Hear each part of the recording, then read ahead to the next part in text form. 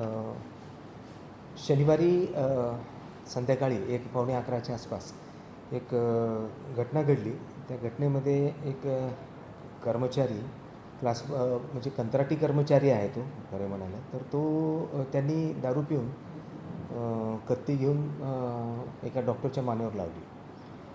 त्यानंतर मग लागलीच 10 मिनिटांनी मी तिथं पोहोचलो आणि तात्काळ आपले चौकीतले PSI त्यांना बोलवून मी त्या सदर आरोपीला किंवा कर्मचाऱ्याला त्याच्या हस्तगत केलं आणि त्याच वेळेस त्या कर्मचाऱ्याला ज्याचं नाव स्वप्नील राऊत आणि जो सुरक्षारक्षक ज्याच्या ड्युटीच्या दरम्यान किंवा तो अपघात विभागाच्या दाराला त्याची ड्युटी चालू असताना हा प्रकार घडला किंवा तो हत्यार घेऊन सदरील कर्मचारी गेला होता.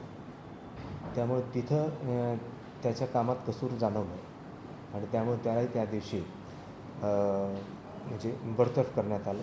तो पण कर्मचारी हा आउटसोर्सच्या एका सुरक्षा एजन्सीचा जयवंत जगताप नावाचा सुरक्षा कर्मचारी होता. त्यालासुद्धा आपण त्या दिवशी तात्काळ कार्यमुक्त करण्यासाठी सदरील विद्यार्थ्याला काही म्हणजे दुखापत झालेली आहे का?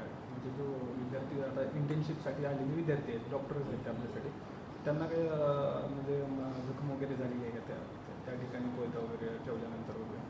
नाही, संबंधित विद्यार्थ्याला तात्काळ बोलून घेतलं आणि पाहिलं असता अशा कोणत्याच प्रकारची दुखापत झालेली नाही आहे आणि तो फक्त घाबरलेला नक्कीच होता, कारण हा सदरील प्रकार हा म्हणजे अनपेक्षित होता.